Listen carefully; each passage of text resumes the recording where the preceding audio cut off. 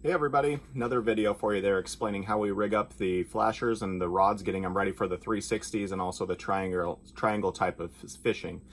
Again, I want to start it out saying I hope that your family is safe and healthy. I hope you're taking care of yourself also, staying indoors when at all possible there. Make sure that we all stay safe through this. Last video we started out with how to tie the spinner rig on a mono line on there. We're going to use that same rigging for today. As you can see, we've finished off the top of it with a high quality stainless steel ball bearing swivel that we put in with all of our flashers on there. We do sell them separately if you're in need of them also. You can pick them up at your local stores.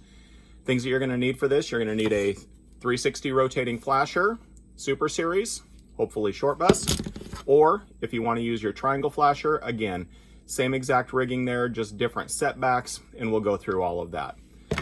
One of the questions that we get is how do you rig the 360 flasher? Obviously holes at two ends, looks the exact same, but on the back is where the big fun is happening. If you notice the fins on one side, what that does is that actually gives the flasher the ability to roll over, give that thump onto there. This is the side that you're gonna put your lure onto. So with your spinner, your bait, your Brad Supercuts, your herring, whatever you're using on the back there, you want the fins to the back. And what we're gonna do is we're gonna place that through and snap it down.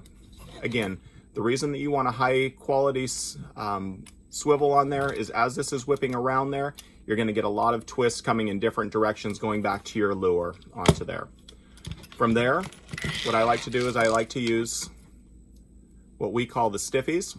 Shortbus makes them in different sizes, 18, 24, and 30 inches. They're sold in packs of 2.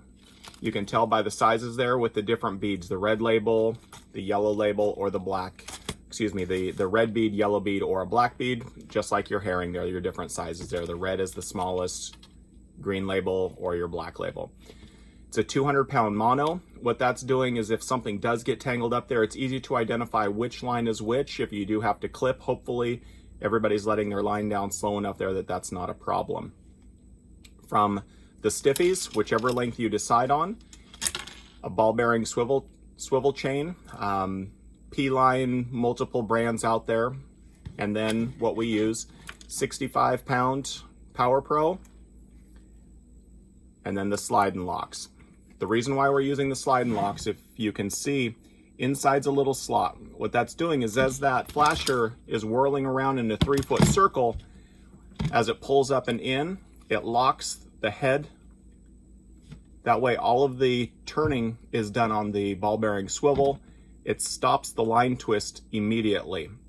If somebody nets the fish there and gets a hold of the lead, not the fish, it lets it release. That way you don't lose the fish, still keeps it riding there. But again, slides right back in, locks down that spinner.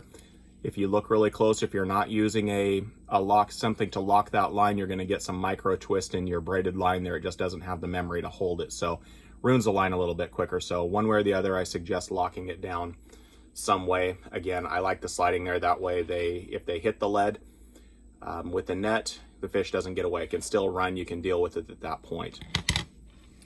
For 360 flashers, the theory is up to a certain point, the longer that your bumper is, the more freedom it's going to have to spin around.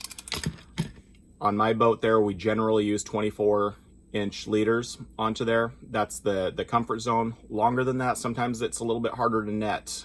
You get too long of a line once you reel up to that point. Hard to connect the fish. So we're generally using a 24-inch. Sometimes we'll rotate over to a 30-inch. Generally with a 360 flasher, the 18 is just not long enough to give us the action that we want. We want it to rotate in about a 3-foot wide circle. That's what we're finding the 24-inch to do.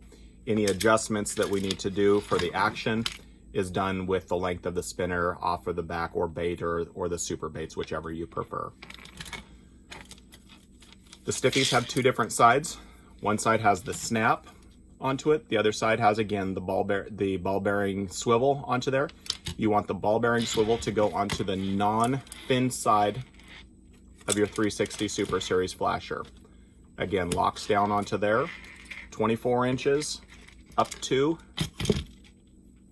your bead chain or your ball bearing swivel. Again, just the simple lock on there. That allows it to turn, but that's once your slide and lock comes down, That locks it into place. That way everything's ready to go. Again, I hope you're safe and healthy. Look forward to seeing you guys out on the water. If you have any questions, please post.